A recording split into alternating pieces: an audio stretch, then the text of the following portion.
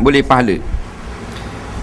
Berkau-kau orang-orang pakai cicing kat jari tengah dan jari telunjuk. Nabi larang, disuruh pakai jari manis dan jari kelingking saja.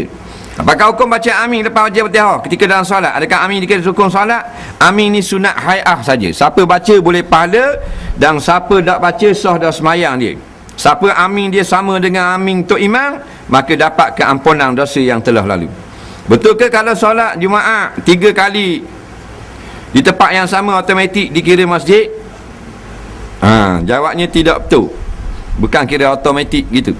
Sekali sudah memadai. Kalau kita buat Jumaat, maka jadilah tempat itu masjid. Ataupun surau, tapi tuan dia tukar niat, aku jadikan surau ini sebagai masjid, jadi masjid juga. Faham?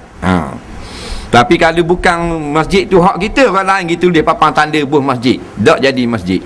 Dia atas tuang punya bangunan, tuang punya tanah. Faham? Lihat nanti aku jadikan bangunan ini sebagai masjid, maka jadilah sebagai masjid sampai kiamat. Walaupun kerajaan dunia kata surau saja bukan masjid. Kerana hukum masjid atas surau bukan atas kerajaan, atas tuang punya bangunan ataupun tanah. Apakah surau yang digelar surau diri Jumaat sama dengan masjid? Jawabnya, bila diri masjid jadi masjid, bila diri surau jadi surau. Tapi kalau surau atau rumah atau kilang atau bangunan kita niat masjid, jadi hukumnya masjid. Dia kena niat. Faham? Dia bukan masalah orang lain, kena niat sebenarnya. Dan kalau kita buat tayak masjid itu jadi masjid tak? Tak jadi. Kalau kita pergi niat iktikaf itu jadi masjid tak surau tu? Tak jadi. Tuang punya surau, tuang punya tanah, niat jadi masjid, maka jadi masjid. Bila jadi masjid, marilah raja mana pun dia tukar balik jadi surau, tak jadi dah, kerana dia bukan tuang punya tanah, bukan tuang punya bangunan.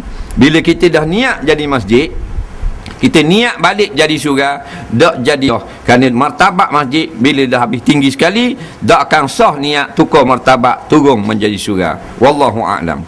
Bismillahirrahmanirrahim. Allah manfa'na bima 'allamtana wa 'allimna bima yanfa'una. Rabbana zidna 'ilma. Rabbana atina fid dunya hasanah fil akhirati hasanah wa qina azabannar. Sallallahu sayyidina Muhammadin wa ala alihi wa sahbihi wasallam. Walhamdulillahi rabbil alamin. Assalamualaikum warahmatullahi